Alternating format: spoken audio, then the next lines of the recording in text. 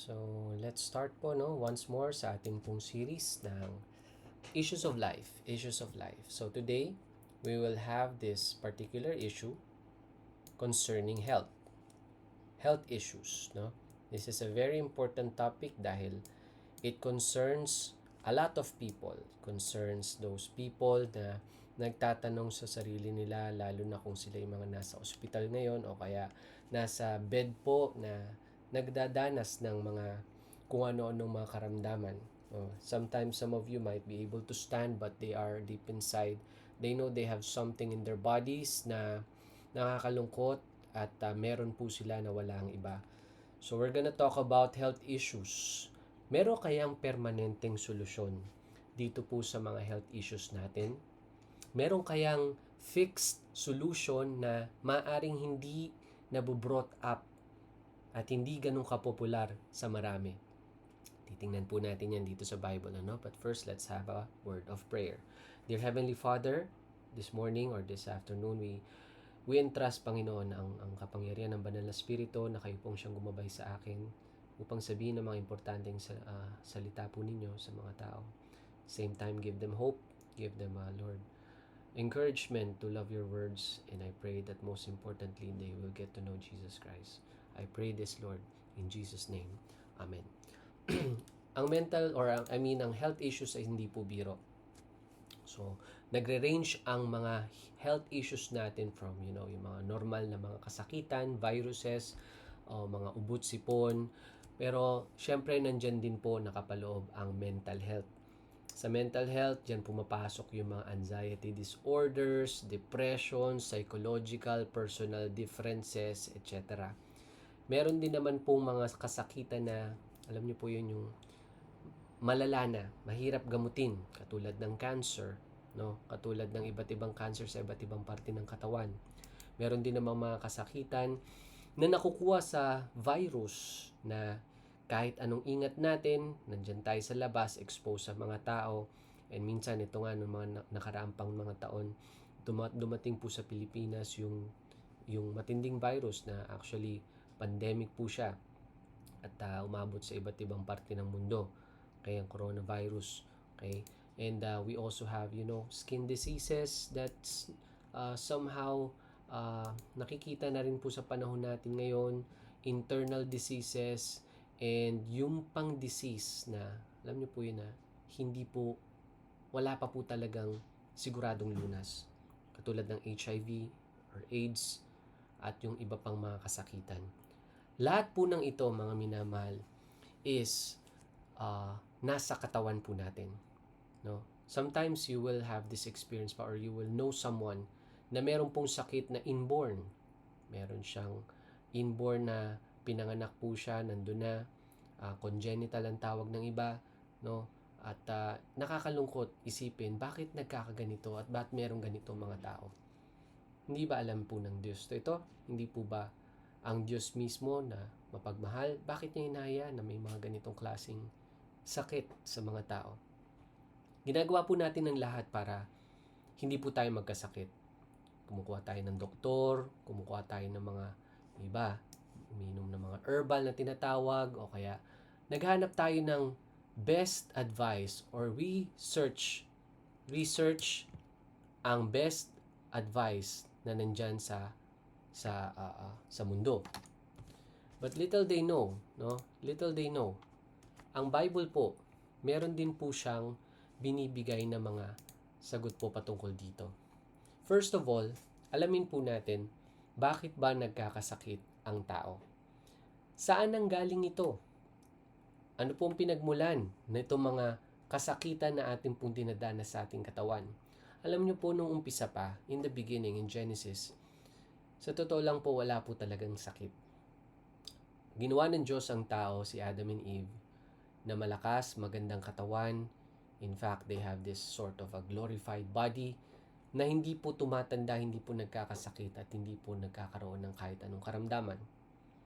But there came a time, we know the story, kung saan si Adan at Eva, kinain po nila ang fruit of the knowledge of good and evil, and dito po nagsimula ang corruption.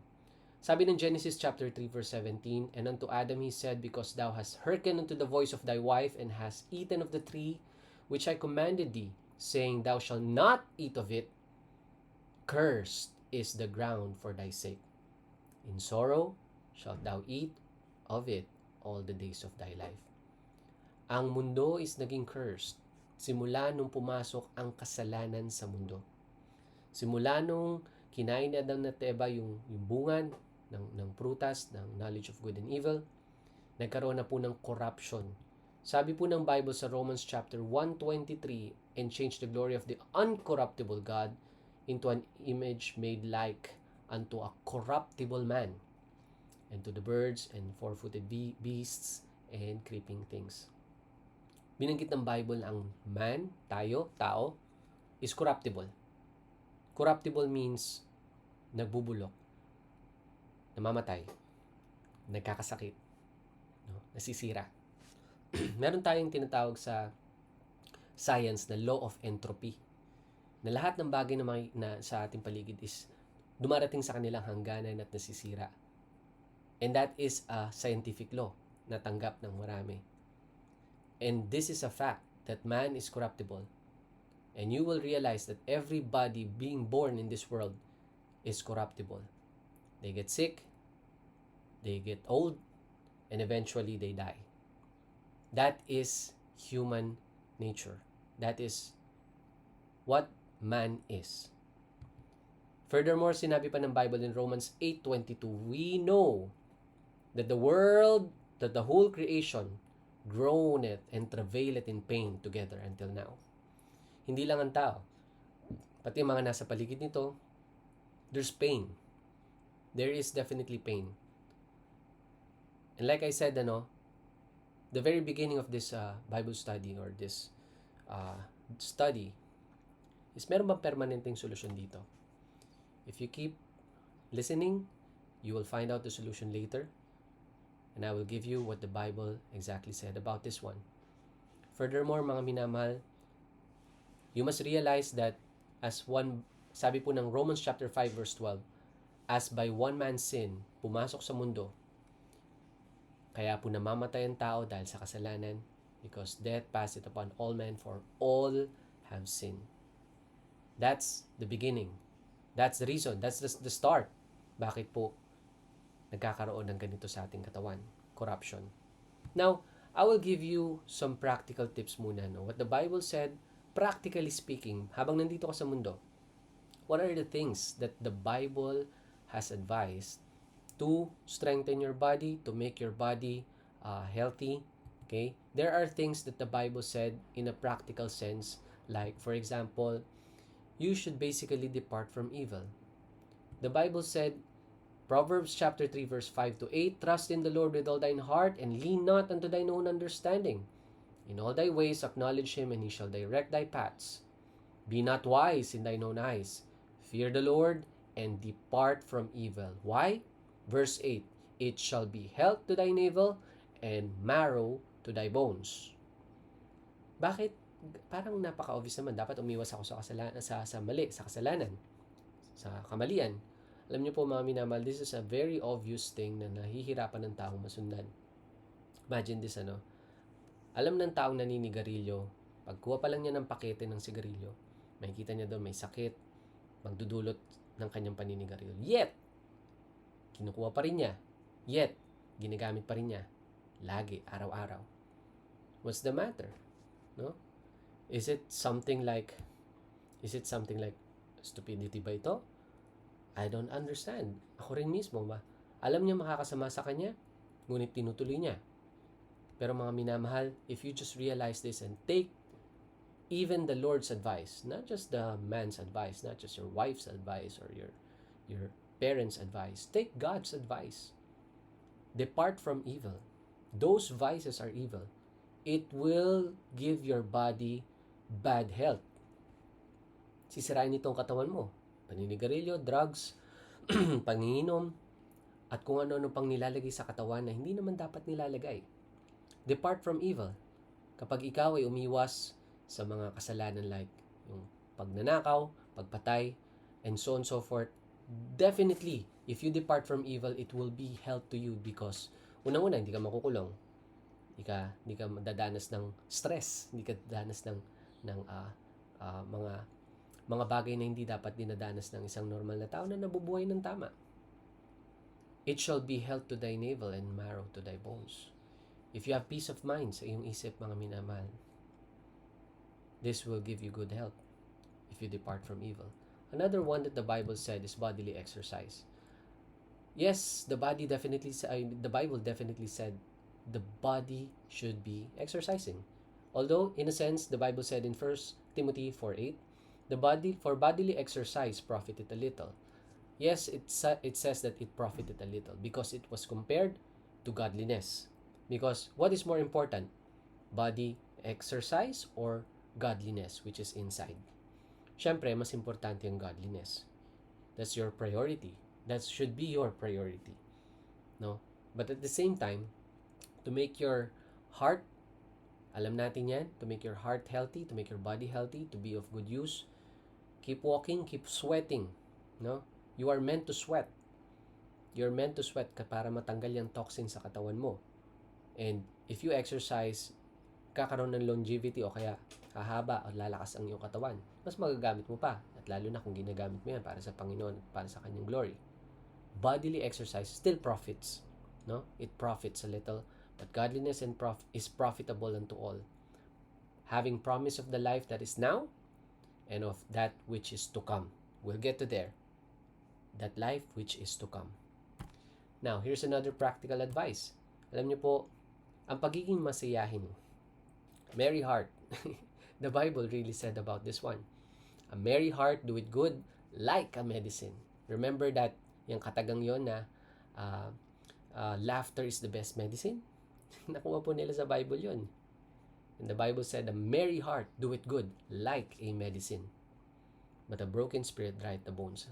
Kapag ang tao lagi siyang stress, kapag ang tao lagi siyang malungkot, alam niyo po, it dries the bones. It's affecting your health. And that's why having a good laugh here now and then, having a laugh with your friends, with your family is really good. Good for you. Good for your heart. The Bible also said, another practical advice is to eat well. You have to properly eat.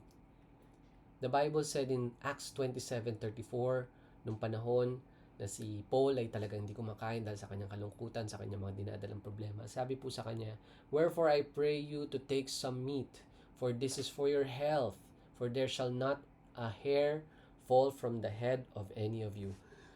He gave some advice, apart from you should have faith na ang Panginoon tutulungan ka, but he mentioned there, a good health for you if you eat.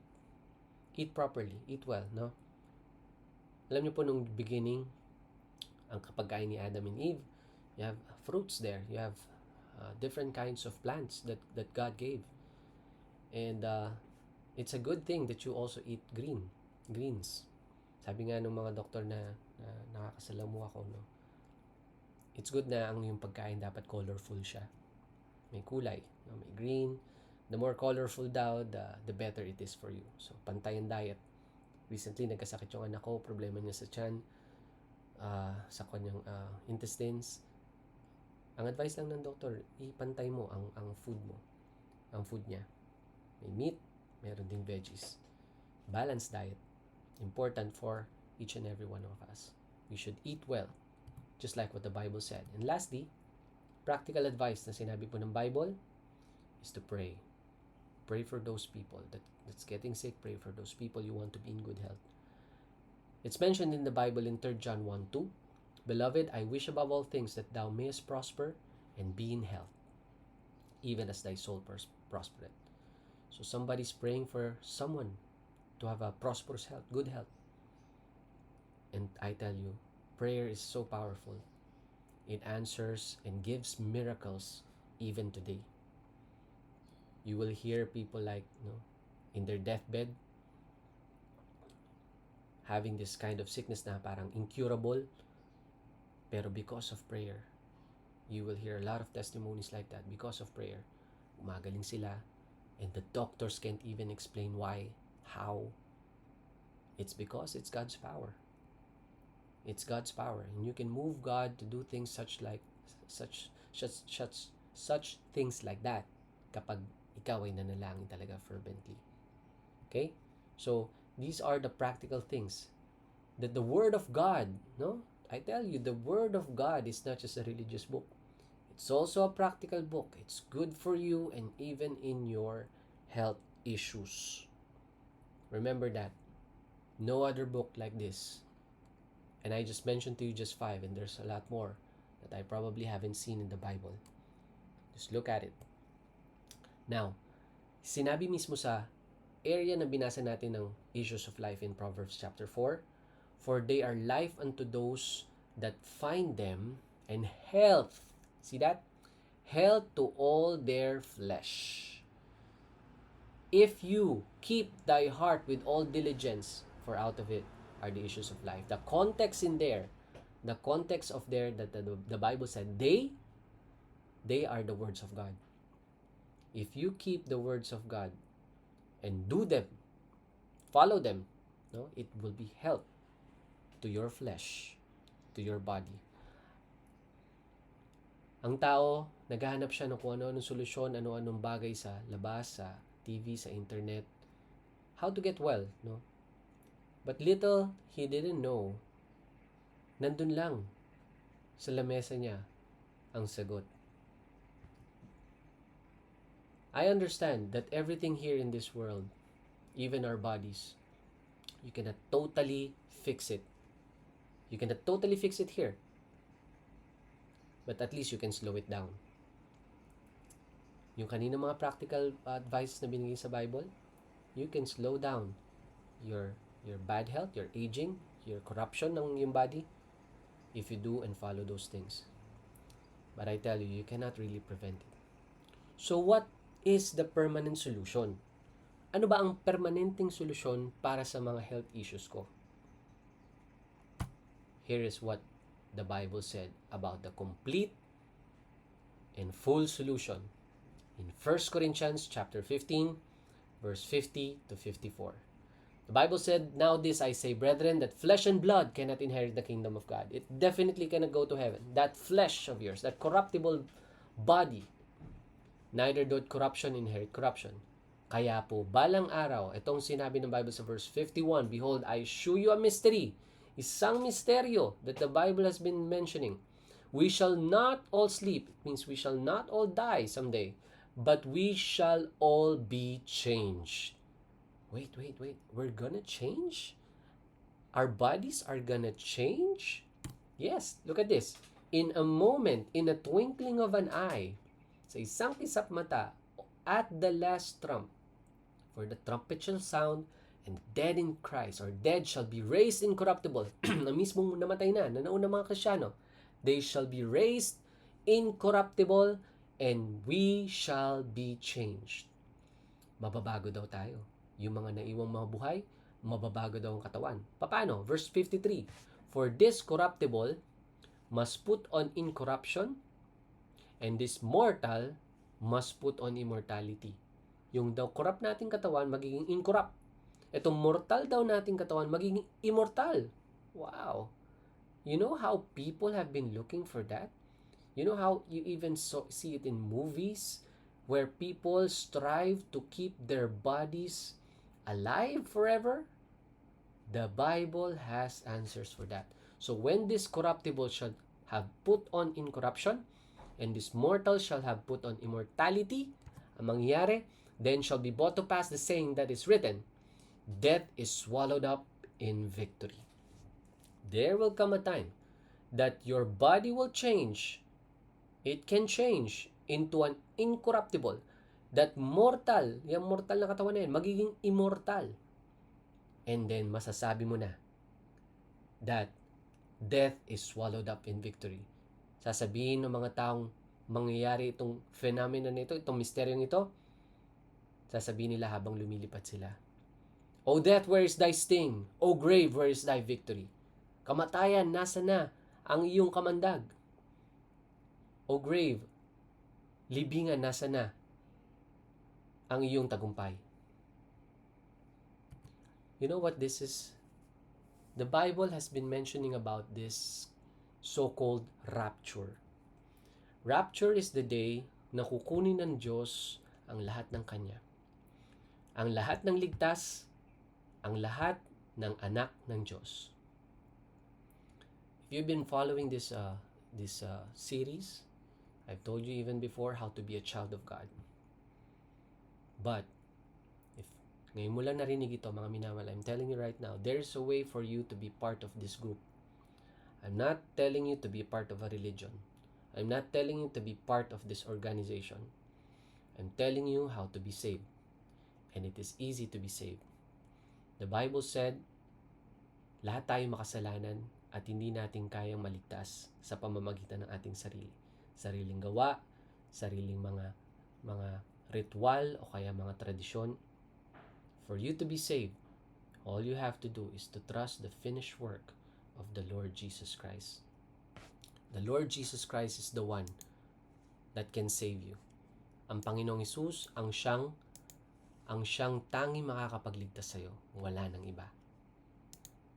The Bible said, it is the blood of Jesus Christ, His Son, which can cleanse us from all unrighteousness.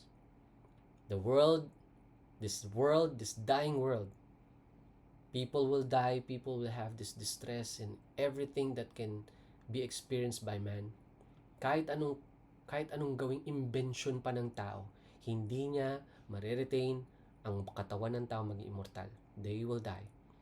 The only way, the permanent way for you to live forever and to never get sick again is to get saved.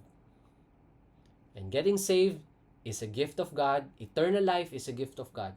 Nung si Jesus ay namatay sa krus, nung si Jesus ay binigay niya ang kanyang buhay, 2,000 taon na nakakaraan, ginawa niya yon para isalba ka sa namamatay na mundong ito. Ginawa niya yon higit sa lahat para masalba ka mula sa impyerno, nakabayaran ng iyong kasalanan. Lahat tayo nagkasala. Dahil sa kasalanan yon, dadalin po tayo noon sa korupsyon, sa kamatayan. Pero higit pa ron, dadalin ng iyong kaluluwa sa impyerno. So para maiwasan mo yon, para maiwasan mong impyerno, para maiwasan mo or para magkaroon ka ng buhay na walang hanggan, kailangan mo si Kristo. Siya ang daan, ang buhay at ang katotohanan, wala nang iba. Maniwala ka na sapat na ang ginawa niya sa krus. At doon bibigyan ka niya ng kapahingahan, kaligtasan, at kagalingan ng iyong katawan.